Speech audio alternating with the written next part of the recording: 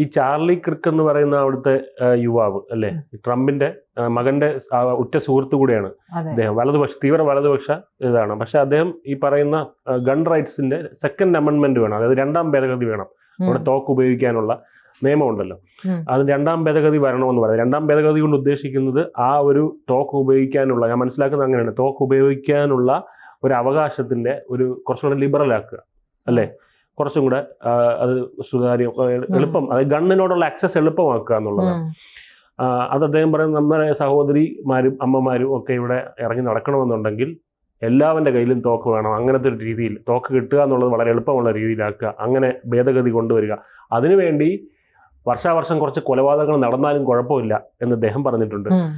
പക്ഷെ അദ്ദേഹം തന്നെ അതിന് അങ്ങനെ ആദ്യമായി അതിന് അദ്ദേഹം പറഞ്ഞതുപോലെ തന്നെ അദ്ദേഹം തന്നെ അതിന് ഇരയാവുന്ന ഒരു കാഴ്ചയാണ് നമ്മൾ എന്ന് പറയുന്ന പോലെ. അപ്പൊ ഇനിയിപ്പോ ട്രംപ് ഈ പറയുന്ന പോലെ 2ാം ഭേദഗതി കൊണ്ടുവരുമായിരിക്കും അല്ലേ? അത് കൊണ്ടുവരുമോ എന്തോ എന്നുള്ളത് നമുക്കറിയില്ല. പക്ഷേ അവിടെ വലിയ ഭീതി ഉണ്ടായിട്ടുണ്ട് ജനങ്ങൾക്കിടയിൽ. ഇപ്പോൾ ഈ പറഞ്ഞതുപോലെ അദ്ദേഹം തോക്കിന് വേണ്ടി വാദിച്ചു, തോക്കിനെ കുറിച്ചുള്ള ചോദ്യം ചോദിച്ചു, അതിനുള്ള മറുപടി പറയുന്നതിനിടയിൽ തോക്ക് കൊണ്ട് തന്നെ മരണം വരിച്ചു എന്നുള്ളതാണ്. അപ്പൊ വീണ്ടും ഇനി തോക്ക് കൂടുതൽ കൊടുക്കുകയാണെങ്കിൽ എന്തായിരിക്കും അവസ്ഥ എന്നുള്ളത്. ഇന്നലെ ഒരു കമന്റ് കണ്ടത്, ഇദ്ദേഹത്തിന്റെ മരണത്തിനെ പറ്റി ഇദ്ദേഹത്തിന്റെ അഭിപ്രായം എന്തായിരിക്കും എന്ന് ചോദിക്കണമെന്നുണ്ടെന്ന് ഒരാൾ പറഞ്ഞത്. ഇദ്ദേഹം മരിച്ചല്ലോ ഇങ്ങനെ, ഇതിനെപ്പറ്റി ഇനി എന്താണ് നിങ്ങളുടെ അഭിപ്രായം എന്ന് ചോദിക്കണമെന്നുണ്ട്. പക്ഷെ ഒരിക്കലും പറ്റില്ലല്ലോ. കാരണം അവരുടെ എനിക്ക് മനസ്സിലാവാത്ത കാര്യം, ഇത് ഈ ഇടതുപക്ഷമാണ് സാധാരണ ഫാസിസം എന്നൊക്കെ പറഞ്ഞ് നടക്കുന്ന. അതായത് ഇദ്ദേഹം ചർച്ചകൾക്ക് സന്നദ്ധനായിരുന്നു. അതായത് നമുക്ക് ചർച്ച ചെയ്യാം, നിങ്ങൾ വരും എന്നോട് ചർച്ച ചെയ്യാമെന്ന് അദ്ദേഹം പറഞ്ഞിട്ടുണ്ട്. ഫ്രീ സ്പീച്ചിന്റെ വക്താവായിരുന്നല്ലോ, അപ്പൊ അഭിപ്രായ സ്വാതന്ത്ര്യത്തിന്റെ വക്താവായിരുന്നു. അപ്പൊ അദ്ദേഹം പറയുന്നുണ്ട്, എന്റെ കൂടെ ചർച്ച ചെയ്യൂ, നിങ്ങൾ എന്നെ വസ്തുതകൾ വെച്ച് പൊളിച്ചെടുക്കൂ, എന്റെ വായ അടപ്പിക്കൂ എന്ന് പറയുന്നുണ്ട്. അപ്പൊ അതിന് സാധ്യമാവാതെ വന്നത് കൊണ്ടാണ് അദ്ദേഹത്തെ ഇല്ലാതാക്കുന്നത് അല്ലേ? അപ്പോ അത് ഈ പറയുന്ന ഇടതുപക്ഷത്തിന്റെ ഒരു ഫാസിസം തന്നെയല്ലേ അത്? അങ്ങനെ നമുക്ക് കണക്ക് കൂട്ടാം. ഈ പറയുന്നത് പോലെ ഒന്ന് ആലോചിച്ച് നോക്കൂ, ഈ 18ാമത്തെ വയസ്സിലാണ് ടേണിംഗ് പോയിന്റ് USA എന്ന് പറയുന്ന ഒരു സംഘടന ഉണ്ടാക്കുന്നത്. ആ സംഘടനയിലൂടെ വളർന്നു വന്ന ഒരു നേതാവ് ട്രംപിന്റെ കടുത്ത അനുയായിയാണ് എന്ന് പറയുന്നു. ട്രംപ് അതനുസരിച്ച് ദുഃഖമൊക്കെ രേഖപ്പെടുത്തിയിട്ടുണ്ട്. പക്ഷെ ട്രംപിന്റെ മനസ്സിൽ എന്താ എന്നുള്ളത് നമുക്കറിയില്ല. ട്രംപിനോളം മകന്റെ ഉറ്റ സുഹൃത്ത് കൂടിയാണ്.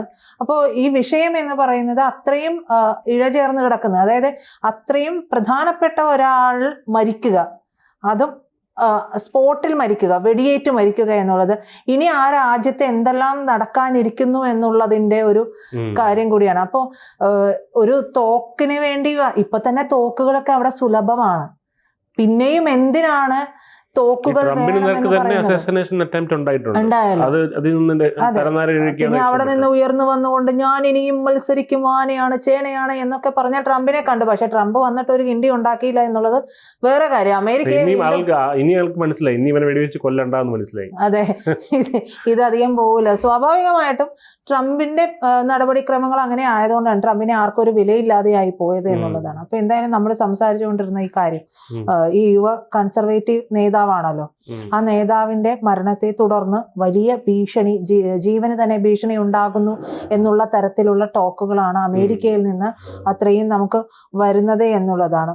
സമൂഹ മാധ്യമങ്ങളിലൊക്കെയും സ്റ്റോപ്പ് പൊളിറ്റിക്കൽ വയലൻസ് എന്ന് പറയുന്ന ഹാഷ്ടാഗും കാര്യങ്ങളും ഒക്കെ അവിടെ വന്നു കഴിഞ്ഞു. അപ്പോൾ ജനം ഭീതിയിലാണ്. ഈ പറഞ്ഞ കടുത്ത ഇന്ത്യ വിരുദ്ധനായിരുന്നു കേട്ടോ ഈ കൊല്ലപ്പെട്ട ചാർലി, കടുത്ത ഇന്ത്യ വിരുദ്ധനാണ്.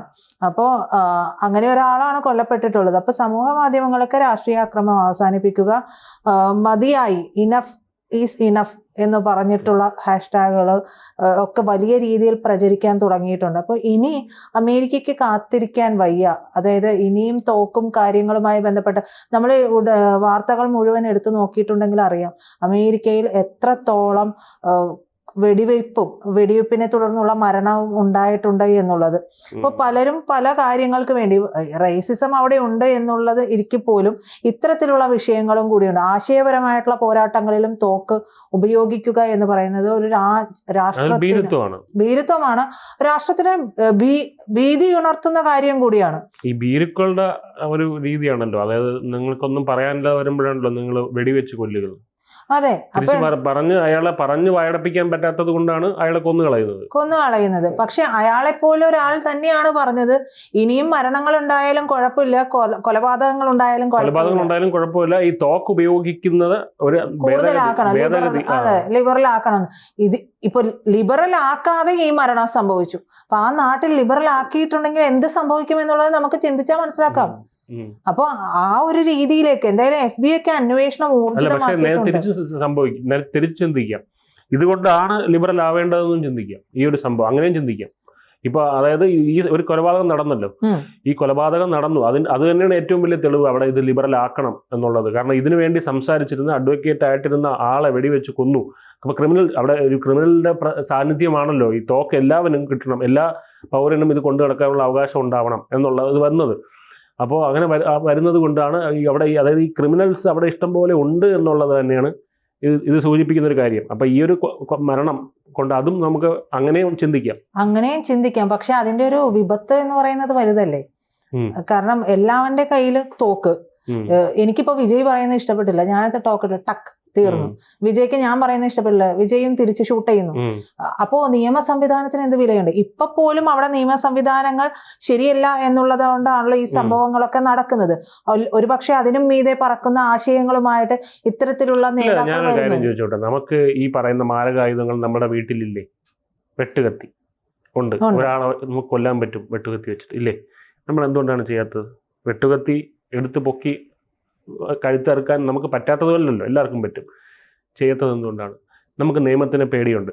അപ്പം തോക്ക് എല്ലാവർക്കും ലഭ്യമാകുന്നത് കൊണ്ട് കൊലപാതകം കൂടും എന്ന് ഞാൻ വിശ്വസിക്കുന്നില്ല. നിയമം ശക്തിപ്പെടുന്നത് തോക്ക് കയ്യിലുണ്ടെങ്കിലും അത് ഏത് സാഹചര്യത്തിൽ മാത്രമേ ഉപയോഗിക്കാൻ പാടുള്ളൂ എന്നുള്ള വ്യക്തമായ ബോധ്യം അവർക്കുണ്ടെങ്കിൽ ആ സാഹചര്യത്തിൽ മാത്രമേ അവർ ഉപയോഗിക്കൂ. മറ്റൊരു കാര്യം കൂടിയില്ലേ, നിയമത്തിലുള്ള വിശ്വാസം. നമ്മുടെ നാട്ടിലെ നിയമത്തിൽ നമ്മളിപ്പോ പല കാര്യങ്ങളിലൊക്കെ പറയും ഇപ്പൊ വിശ്വസിക്കാൻ കഴിയില്ല എന്നൊക്കെ പറയുമ്പോഴും ജനാധിപത്യപരമായിട്ടുള്ള രീതിയിൽ നമ്മുടെ നാട്ടിലുള്ള നിയമത്തെ നമ്മൾ എന്തൊക്കെ പറഞ്ഞാലും വിശ്വസിക്കുന്നുണ്ട് എന്നുള്ള ഒരു ഉറപ്പ് നമുക്കുണ്ട്. പക്ഷെ അമേരിക്കൻസിന് അതില്ല എന്നുകൂടി നമുക്ക് അതിന്ന് വായിച്ചെടുക്കാം. അപ്പോൾ എന്തായാലും FBI അന്വേഷണം ഊർജിതമാക്കിയിട്ടുണ്ട്. ഇതിനിടയിൽ മറ്റൊരു വാർത്ത വരുന്നത് ഈ കിർക്കിനെ കൊലപ്പെടുത്തിയിട്ടുള്ള സ്നൈപ്പർ ഉണ്ടല്ലോ, ആ സ്നൈപ്പർ ഉപയോഗിച്ചിട്ടുള്ള പവർ ബോൾട്ട് ആക്ഷൻ റൈഫിൾ കണ്ടെടുത്തു എന്നുള്ള ഒരു വാർത്ത വരുന്നുണ്ട്. ഇയാളുടെ വീഡിയോ ദൃശ്യങ്ങൾ പുറത്തു വരുന്നുണ്ട്. അപ്പോൾ ഈ പുറത്തു വരുന്ന വീഡിയോ ദൃശ്യങ്ങളൊക്കെ കേന്ദ്രീകരിച്ച് FBI അന്വേഷണം കൂടുതൽ ഊർജിതമാക്കുന്നുണ്ട്, ഇയാളെ പിടികൂടാൻ വേണ്ടിയിട്ട് ഊർജിതമാക്കുന്നുണ്ട് എന്ന് പറയുന്നുണ്ട്. പക്ഷേ ഇത് നേരത്തെ നമ്മൾ സംസാരിച്ചപ്പോൾ പറഞ്ഞില്ലേ, ഈ പറഞ്ഞതുപോലെ എന്താണ് ട്രംപിനെതിരെ ഉണ്ടായ വധശ്രമം, ട്രംപിനെ പോലെ ഒരാൾക്ക് നേരെ വധശ്രമം ഉണ്ടായിട്ട് അതാരാണ് എന്ന് ഇതുവരെ പുറം ലോകത്തോട് അമേരിക്ക പറഞ്ഞിട്ടില്ല. അപ്പോൾ ട്രംപിനോട് അടുത്ത് നിൽക്കുന്ന ഒരാളുടെ വധശ്രമം അല്ലെങ്കിൽ വധിക്കപ്പെട്ടു, അതിന് പിന്നിൽ ആരായിരുന്നു എന്ന് പുറത്തു വരുമെന്ന് നമുക്ക് വിശ്വസിക്കാനും സാധിക്കില്ല. എന്തായാലും ഇയാളുടെ വീഡിയോ ദൃശ്യങ്ങളൊക്കെ പുറത്തു വന്നിട്ടുണ്ട്. ഇയാള് ഒരു ടീനേജ്, അതായത് കോളേജിലൊക്കെ പഠിക്കുന്ന ആ ഒരു പ്രായത്തിലുള്ള ആളാണ് എന്നുള്ളതാണ് ദൃശ്യങ്ങളിൽ നിന്ന് വ്യക്തമാകുന്നത്. തൊപ്പിയുണ്ട്, സൺഗ്ലാസ് ഉണ്ട്, ഫുൾ സ്ലീവ് ബ്ലാക്ക് ഷർട്ടാണ് ധരിച്ചിരിക്കുന്നത് എന്നുള്ള വിവരമാണ് വീഡിയോയിലുണ്ട്. അപ്പോൾ ഇയാളുടെ ബോഡി യൂട്ടയിൽ നിന്ന് അരിസോണയിലേക്ക് എയർഫോഴ്സ് 2 ഷിപ്പില് കയറ്റി വിട്ടു. അതായത് വ്യാഴാഴ്ച ഇന്നലെ ചെയ്തിട്ടുള്ളതാണ്. അപ്പോൾ അങ്ങനെ ചെയ്തു എന്നുള്ള വാർത്തയുണ്ട്. എന്തായാലും യൂണിവേഴ്സിറ്റി ക്യാമ്പസിന് അടുത്തുള്ള വനപ്രദേശത്ത് നിന്ന് അതായത് ഒരു കർച്ചീഫിൽ ഒളിപ്പിച്ച നിലയിലാണ് ഈ ഒരു പവർ ബോൾട്ട് ആക്ഷൻ റൈഫിൾ കണ്ടെടുത്തിട്ടുള്ളത്.